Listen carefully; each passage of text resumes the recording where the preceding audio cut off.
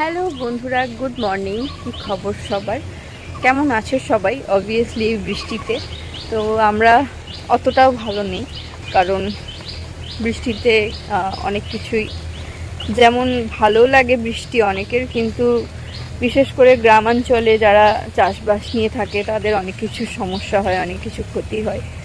তো এইসব নিয়ে মোটামুটি ঘুম থেকে উঠলে বুঝতে পারছি না সকাল না বিকেল, সবসময় একটা ফগি ওয়েদার, রোদ তো দেখতেই পাচ্ছি না। তো বৃষ্টি তো হয়েই চলেছে কনস্ট্যান্ট। রাস্তাঘাট গাছপালা সবসময় ভিজে, আর পুকুরের জল ওদিকে উপচে যাচ্ছে।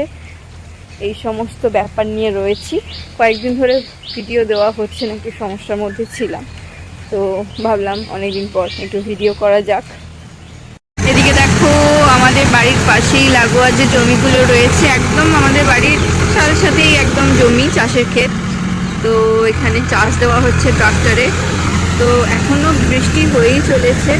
তো এই চাষটা হচ্ছে আমন ধানের চাষ হচ্ছে, মানে অতিরিক্ত বৃষ্টি হচ্ছে যাকে বলে।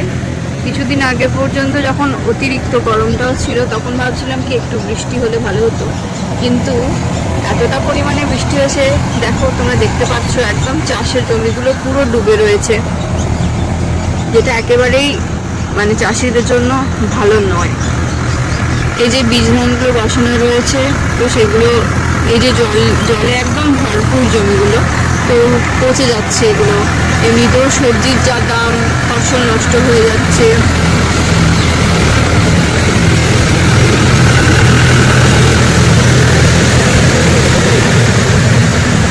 অলোকদা, ও অলোকদা, হ্যালো।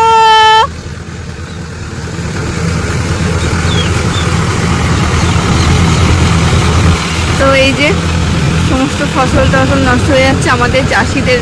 মানে চাষি আমি নই, কিন্তু ধরো আমাদেরও বাড়িতে আমার বাবা বা আমার শ্বশুরমশাই চাষবাস নিয়ে থাকেন, গ্রামের দিকে যেগুলো হয় আর কি। তো ফসল নষ্ট হয়ে গেলে খুবই চিন্তার বিষয়। এগুলোই ধরো আমাদের রোজি রুটি বলতে পারো। অনেকেই চাষবাসের ওপরই নির্ভরশীল, তাদের সংসার সমস্ত কিছু। বাড়িটা তোমাদের দেখাই, দেখো মানে এই যে যাচ্ছি আমি, হাঁটছি মানে খুব সাবধানে। এই যে চারদিকে একদম শ্যাওলা পড়ে গেছে, খুব সাবধানে হাঁটা চলা করতে হবে, নাহলে দুপদাপ করে আছাড় খাবে।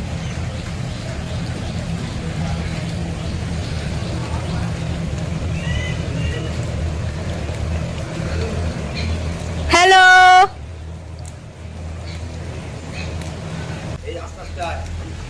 এ বাবা কাদা লেগে গেছে পায়ে। হ্যাঁ, পায়ে কাদা লেগে গেছে। ফুল গাছগুলো কিন্তু খুব সতেজ লাগছে, দেখো বৃষ্টির জলে।